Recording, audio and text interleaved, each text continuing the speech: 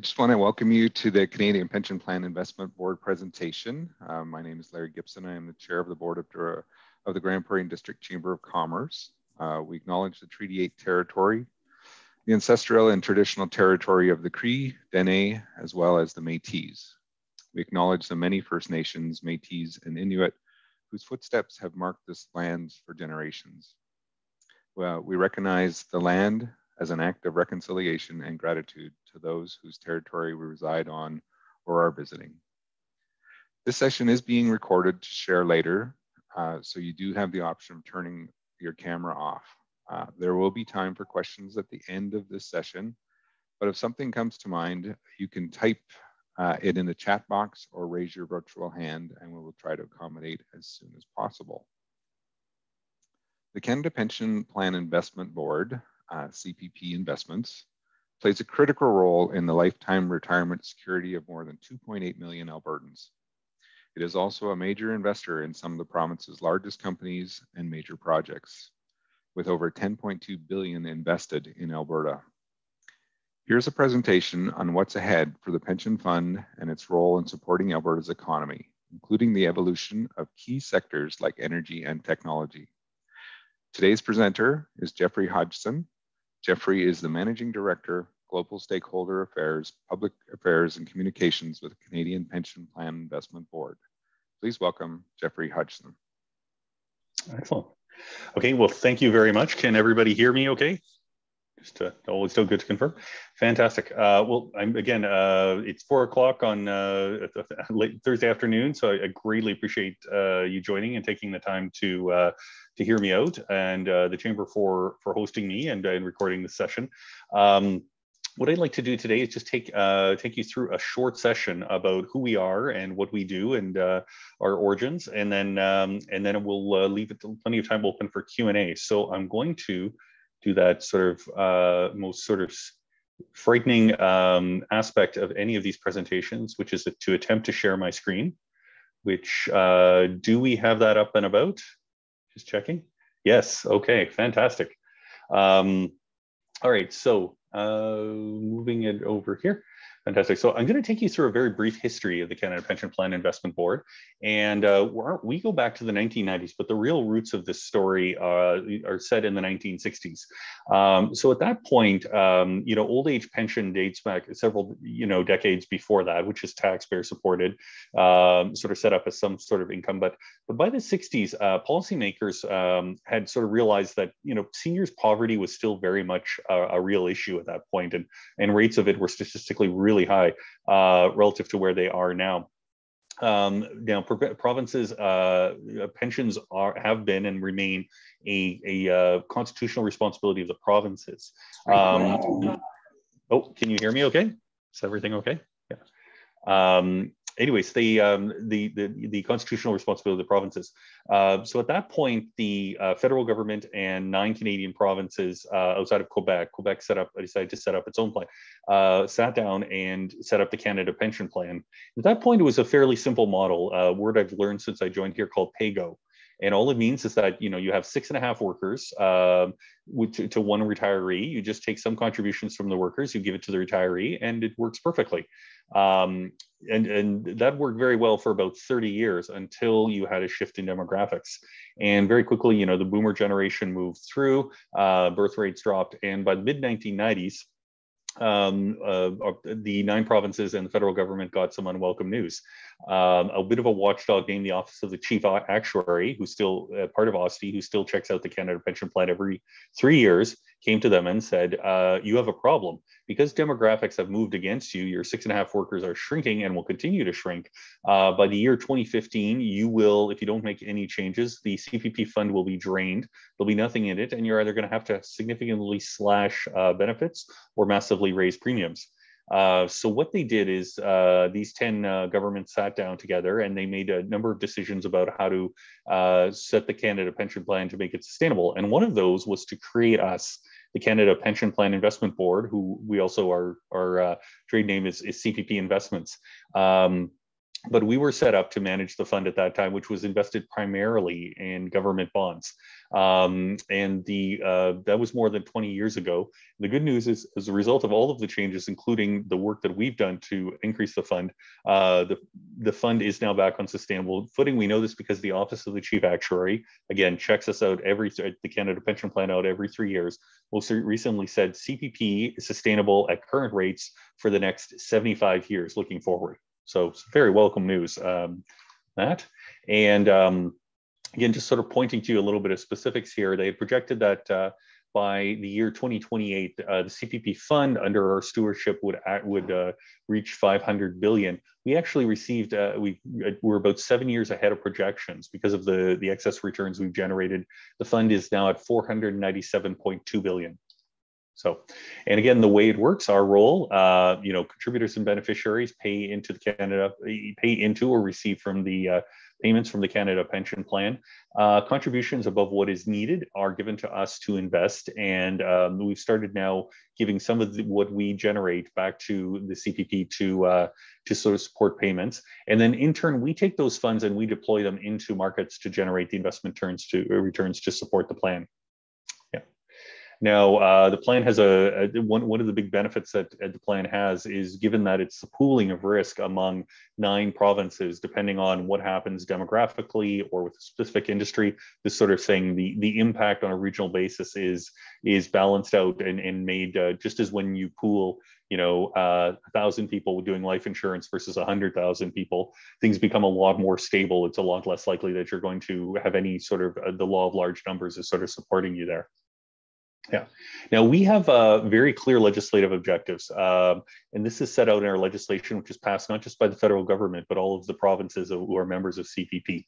It's basically, manage invest interests of contributors, help the plan meet its obligations, and ultimately our investment objective: maximize returns without undue risk, taking into account the factors that influence the funding of the plan.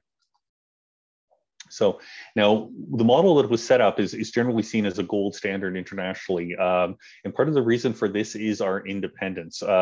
We report not to governments, but to an independent professional board of directors. They select our CEO. They oversee our investment decisions.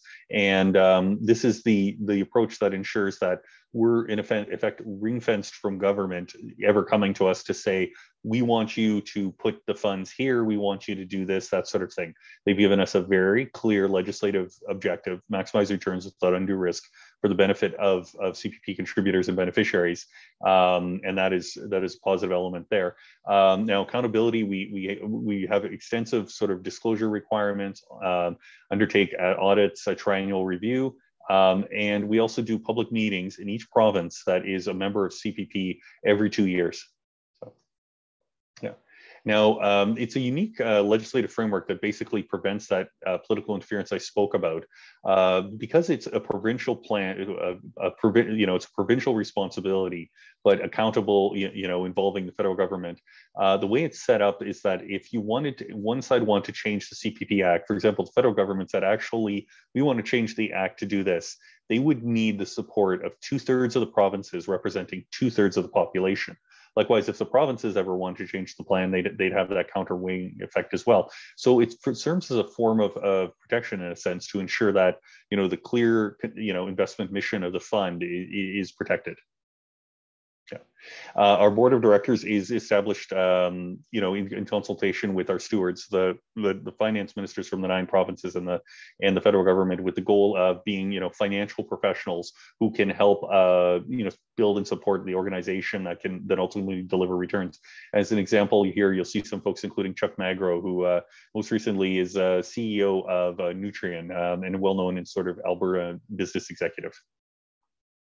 So I'll take you through. Now, one thing that's interesting is that around 2006, the decision was made.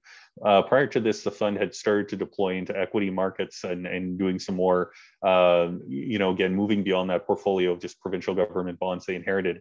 But the decision was made to invest actively in markets because the board at the time basically said there's a number of advantages that an organization like us would have by investing actively. So, simply our size and scale, the certainty of assets flowing in, and the fact we can take a long-term view. Sometimes even long-term funds sometimes have to worry about redemption value, redemption or certain private equity funds expire after so many years. Or when markets go down, they have to redeem. For us, we can take the opposite stance of when markets go down, if we see good value, good opportunity, we can go there. We also have so those are sort of inherent structural advantages. For us, we've also got what we call developed advantages, which we have to work on always internal expertise, smart puttering, total portfolio approach. So all of this resulted, again, in a global powerhouse investing in the best interest of Albertans, where we have more than 2.2 billion contributors and more than half a million Albertans collecting CPP retirement benefits. Yeah. As we built out the organization, we've grown from offices all over the world. Again, because one of our critical roles is to deploy capital into as many investment opportunities as possible that support, the CPP Canada pension plan as a whole. So we have strategies across 6 departments. We have active equities, real assets. Real assets includes things like our energy and resources sort of investments, energy companies, oil and gas companies like Tyne Energy in Alberta, also infrastructure, real estate, really tangible so-called real assets that to supplement, investments in, public markets, private markets, and fixed income markets. So, and we're diversified very strongly. Our biggest single market is the United States, 34%. Canada is, so people often ask about this. Actually, the majority of the CPP fund is invested outside of Canada, partly because when overseeing and looking at what are the risks of the Canada pension plan, the Canada pension plan is also tied to contributions, domestic economy very much. And by investing outside of Canada, we're able to offset those risks. So even if you had a significant recession in Canada and sort of an impact on Canadian assets, the CPP, contributors and beneficiaries would ultimately benefit from that protection and diversification. That being said, Canada, which only makes up a couple percent of global financial markets, we're actually would be massively overweight at 16 or 15.9% of the fund. So anyways, as mentioned, every 3 years, we're checked out by the Office of the Chief Actuary, and the most recent checkup said we are sustainable based on all factors, including demographics, projected economic growth, and what they, the returns that we're expected to generate for the next 75 years. Yeah. And I'll just take you through a bit of performance numbers. We just reported our most recent annual numbers. We're very pleased we were able to report that during the fiscal year, we posted our strongest returns ever, more than 20% in the year to March 31st. But more importantly, actually, is the number in the center of the screen, 10.8%. That's our annualized return after all cost fees net, annualized over the last 10 years.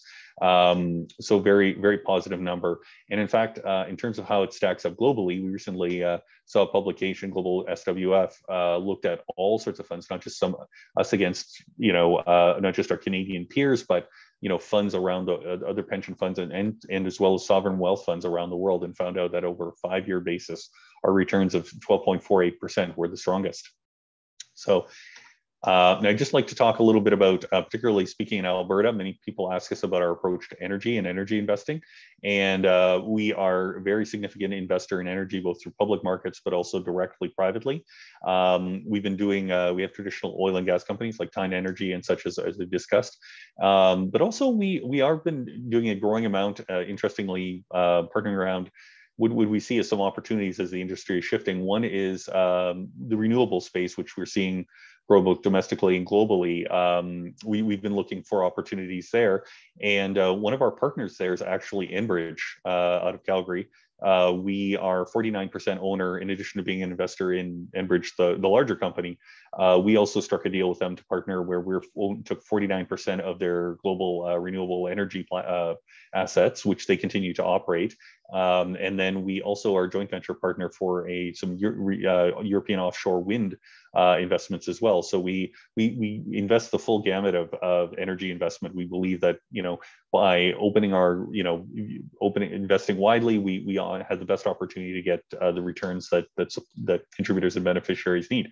Likewise, an interesting one is we own a company called Wolf Midstream in Alberta, based out of Calgary, which invests in energy infrastructure, including oil pipelines. But they also recently constructed and is now operational the Alberta Carbon Trunk Line, which is actually one of the single biggest carbon capture projects in Canada, if not the biggest.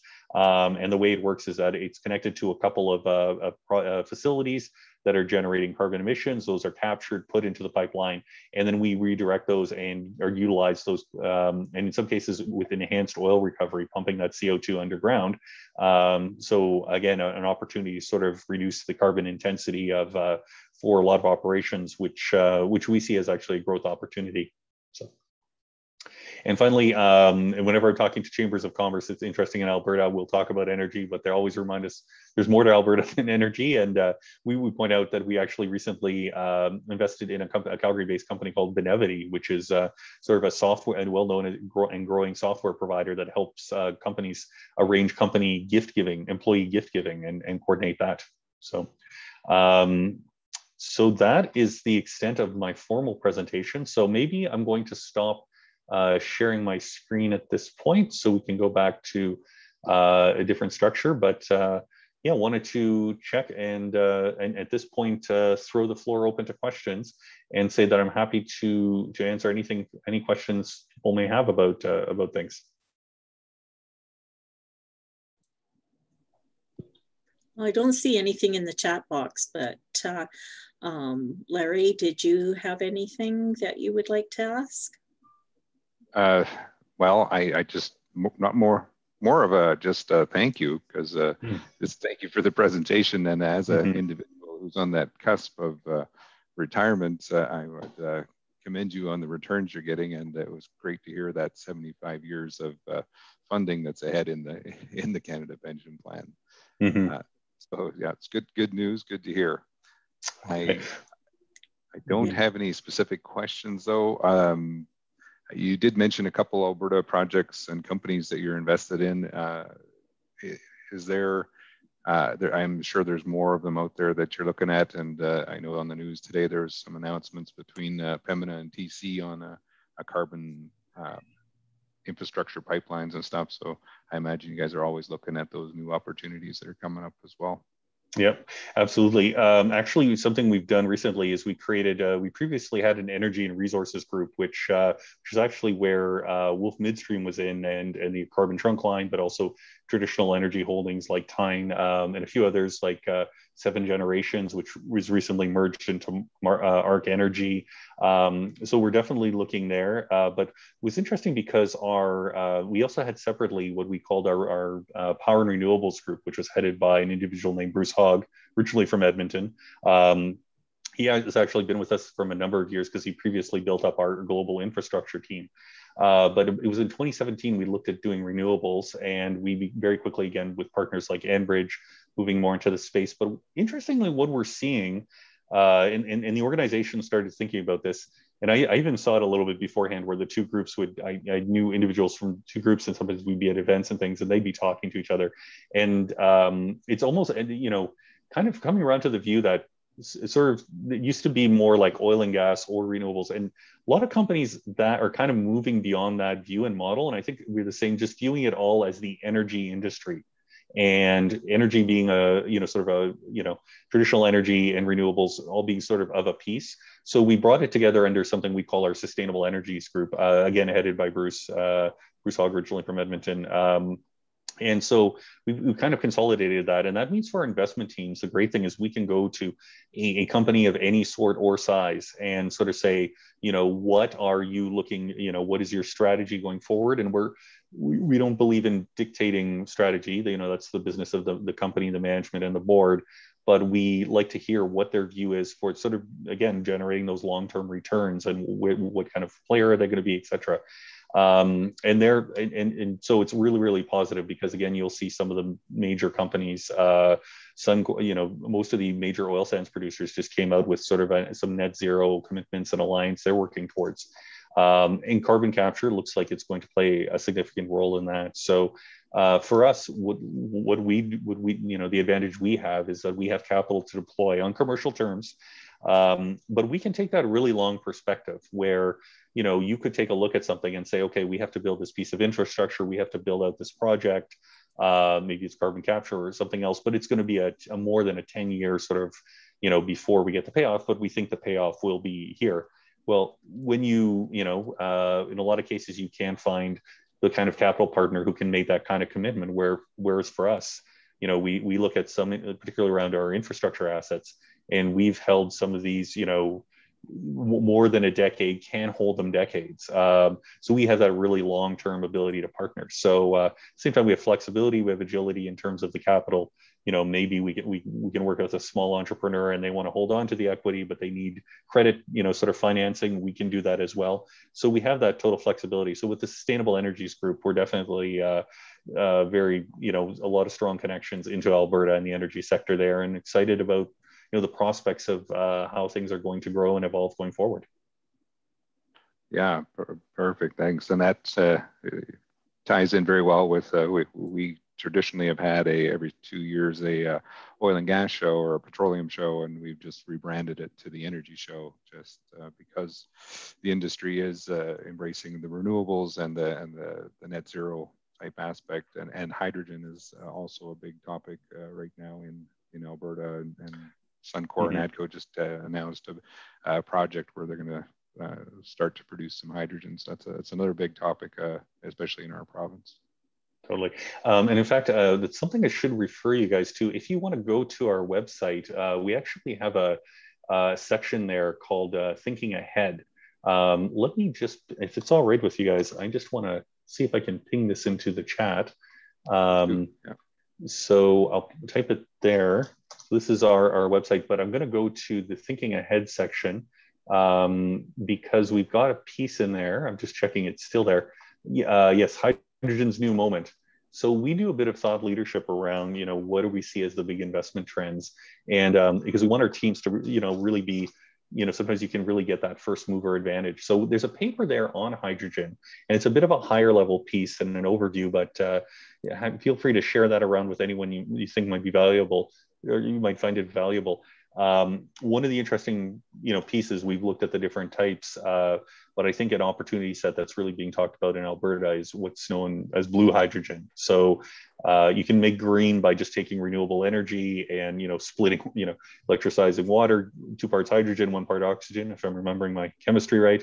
But what Alberta has is, in terms of natural gas, if you can sort of set up a process where you separate out the CO2 from that, and with something, and again, we have a piece of carbon infrastructure like the Alberta Carbon Trunk Line, suddenly you've got pure hydrogen, and which is, emissions free, if you do get to 100% is emissions free. And so in terms of the challenges around that, again, the huge stores of natural gas you have available can be converted to hydrogen, which can be burnt and only produces water as emissions. So I know a lot of we've been following the hydrogen developments in Alberta, and some people pointed out in traditional energy sector, they're like, hydrogen.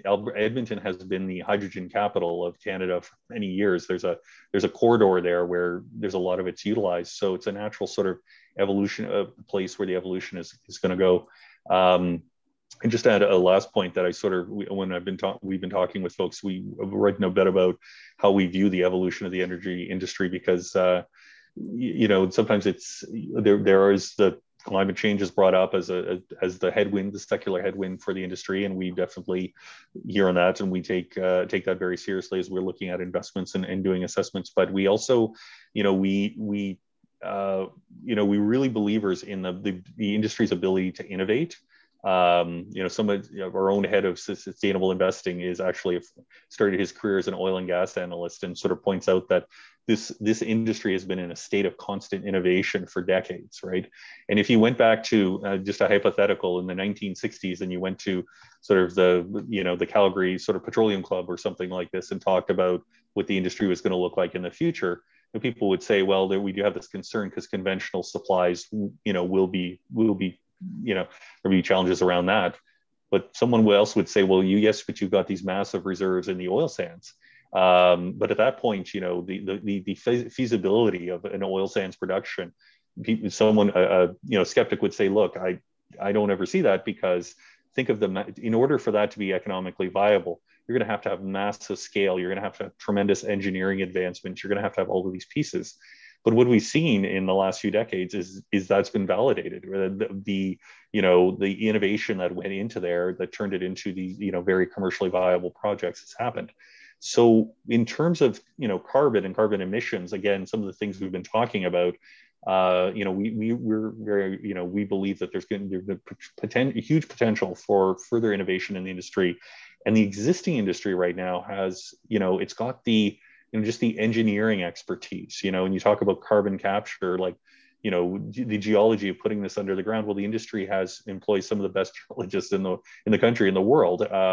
So those pieces that are there to sort of, they need to drive the innovation forward. I mean, they're within the existing industry. So we're big believers that, you know, there's so many companies that are looking forward like this, that are setting their strategies, and we're very keen to sit down and be those capital partners, because we know some of that will also entail capital investments, and from partners who share that view. Yeah, Jeffrey, exactly. Sorry. Go ahead, Cindy. Jeffrey, is there any businesses that the CPP Investment Board owns?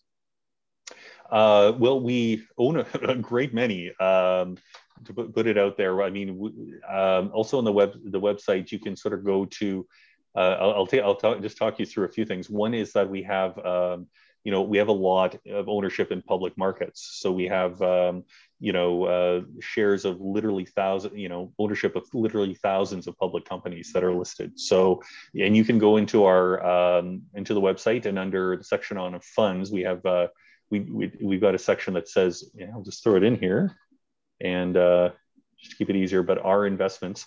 So if you want to know, now we do this once a year because we can't sort of show everybody our portfolio all of the time, or we'd have hedge funds maybe trying to copy what we do. But we have, you know, we list in there all the shares in which we have, you know, the individual stocks in which we own things. But also in that section is we break out things like our real assets section, where I mentioned Tyne Energy. Let me bring it through again. So our sustainable energy team, you know, you can go there, and I'll send you the link. But we have basically all of our sort of investments there. So companies, another company which was just in the news, for example, this link. You'll see, example, we own Black Swan Energy, about 28% of that. A number of other, you know, a number of other energy companies in here, 7 Generations, in which we've just merged into ARC. Tyne Energy, which we've invested 1.3 billion in, again, a Calgary-based energy company. Wolf Midstream, where we own approximately 99% based out of Calgary. So these are what we call platform companies. So while we're buying chunks of, let's say, you know, we invest in the share of Enbridge or Suncor, Canadian Natural, we also have set up some of these companies where, like Wolf Midstream, where we're like, you know, this is a space we want to really be in and capitalize on private opportunities. So let's take a company, own nearly 100% of Wolf Midstream, and then Wolf Midstream can buy, you know, and develop pipelines in Alberta, or the carbon trunk line, or that kind of piece. So that we do have these platform companies, and a few other spaces like, you know, looking outside of the space, sort of insurers and financing companies, that we've decided actually it makes sense to buy the whole company and own it for a number of years. Yeah. Do we have any others in the chat box, Cindy? Don't see anything there. Anybody wants to go off, or since we're a smaller group, feel free to go off mute if you want to ask any questions directly. Or can people invest in the CPP investments?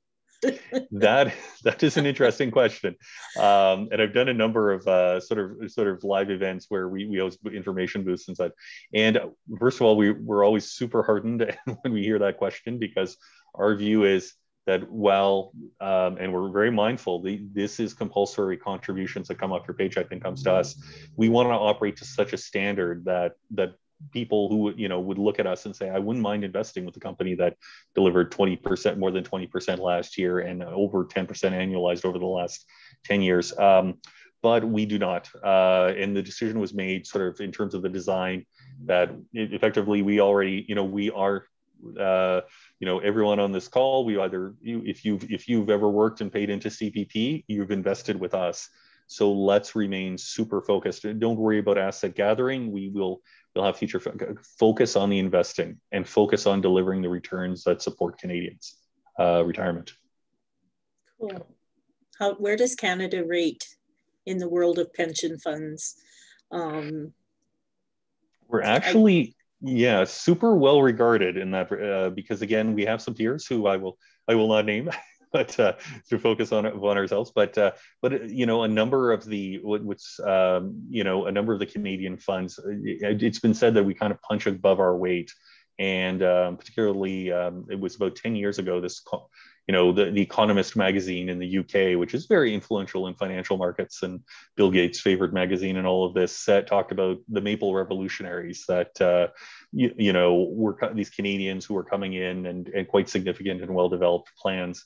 And then more recently, they did one on us called Moose in the Market, which was sort of not a headline, but just to talk about our size and scale. But what they focus on is that we are big and such, but that we have a very specific model where the decision was made, set up at arm's length, have a professional board, and then a couple things, and leave them to sort of focus on the best strategy.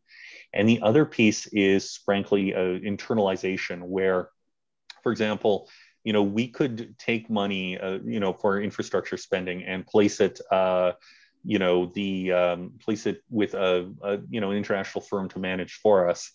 But we've done studies about whether, would the fees we pay be justified in that case. Now, we do have external managers, we pay fees, and, where we see value. But in a lot of cases with infrastructure, we and some other funds said, actually, we could probably build our own investment team for, costs that would be less than this, and could build up a world-class investment team. And then we're doing this internally. So we're buying these assets. We're not, outsourcing it. So we outsource some things, but where we can create value internally. And so with The Economist magazine, these sort of things talk about the validation of this model, because we've been able to deliver those returns as a result. Yeah. Nice. Yeah. I see that there's a question here in the chat. Are there any factors that could influence the available 75-year funding? Yes, many, many, many. Well, I'll talk about the factors. And again, the people who make the decision on this are the Office of the Chief Actuary. And what they do is as actuaries, it's a strangely fascinating profession. They sit down and they crunch every number. So what they're looking at, they start, I think, demographics. What will be the population of Canada, or Canada outside of Quebec? What will be the population? What will be the age mix? What is immigration likely to be? So you're just starting with those factors, and then bringing in things like, what is economic growth likely to look like? And then what can expected returns run to? What would be a reasonable return? What are inflation rates? All of these things. And I've actually met through some of our work and presenting the office of the current chief actuary, and so there's just such a multitude of factors, and you got to think about also Canadian growth within the context of that. So because when the economy is good, more people are employed, more CPP contributions come in. Likewise, you get hit with a pandemic, you have these losses, it can have very significant impact. But also, I got chatting with her. I was just fascinated with the topic of life expectancy, because I was saying, this is, we have been, life expectancy has increased. You look over the last 100 years and the increase there.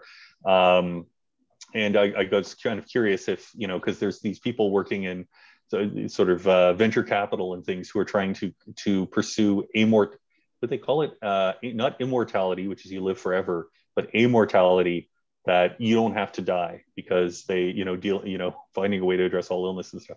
and you start to, if you work in pensions, you're like, what are the implications of that for, but it's interesting because they follow all of that work, but she also talked about what life expectancy is likely to do and such.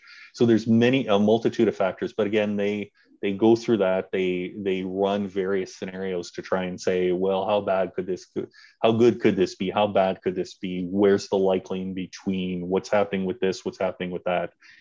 So again, a multitude of factors, but their conclusion at the end of it is that the fund is the Canada Pension Plan is sustainable over this period of time. Awesome. Is there any other questions? I guess maybe just one more. Just seeing the fund is doing so well, and I know this is the other side of the equation. Is there any discussions around giving the seniors a raise? I'm just asking for a asking exactly. We've had that question sort of come in from citizen queries and this sort of thing as well. At this juncture, I think that would fall to where that goes to is that our stewards have to sort of ultimately decide that. So the stewards being the finance ministers from the 9 provinces and the federal government have to sit down and take a look and make a decision. At this juncture, though, I mean, would that be more benefits, or could that be a contribution cut, or that sort of thing? I've not heard any talk about anything near term, partly because the view that it's like, we live in, while we've had these tremendous returns and very positive and such, we also live, as always, we always live in uncertain times, throughout history. But I think there's an element of, just sort of seeing how things continue to unfold, where things go. Some of our executives, with the Canada Pension Plan have been vocal saying, what I remember, the last CEO before, not this current one, but one before, would actually say very publicly, like, look, we've had some tremendous returns over the last 10 years. This has been one of the best markets. We've had falling interest rates continuously. You've had rising interest rates, et cetera.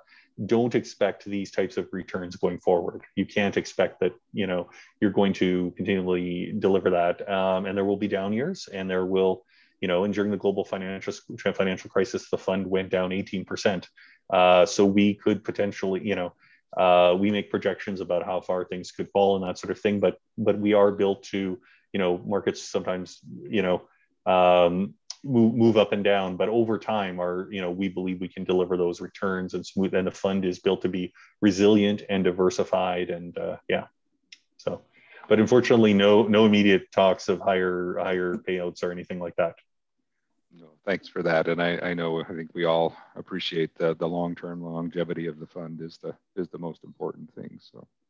Yeah, and if I at one point I'd throw out there is, if you ever have a chance to sort of speak to folks in your circle, or this topic comes up, and it can be it can be somebody in their late 60s who's started taking CPP but worried about sustainability, or it can be your 21-year-old niece or nephew or something saying, oh, this doesn't even matter, why does this come from my paycheck?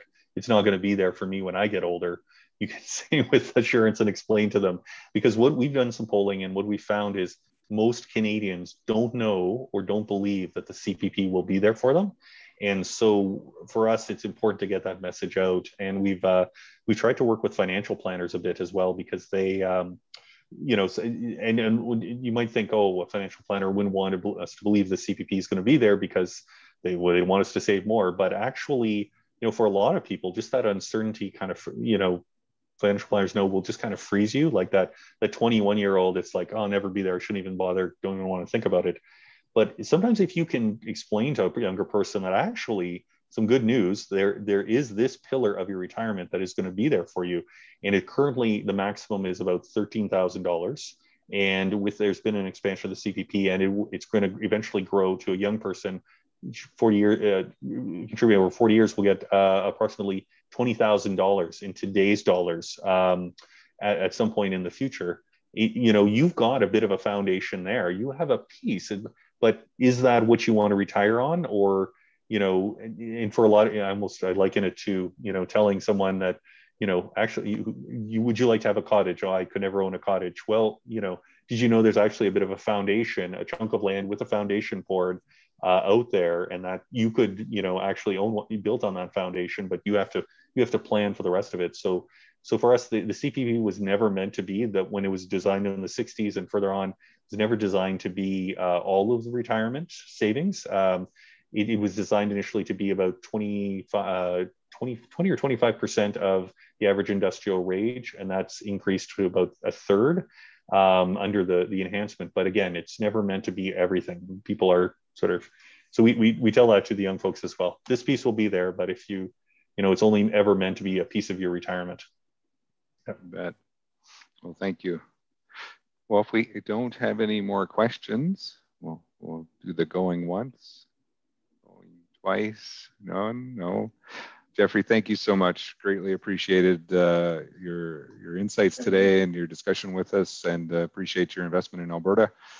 Look forward to some exciting things coming in the province ahead as we come out of this, and maybe one day we can get you over here in person when everything opens up and we can see each other face to face and get a crowd around us. So. I would love to leave this room. We'll get there. We will all get there in time.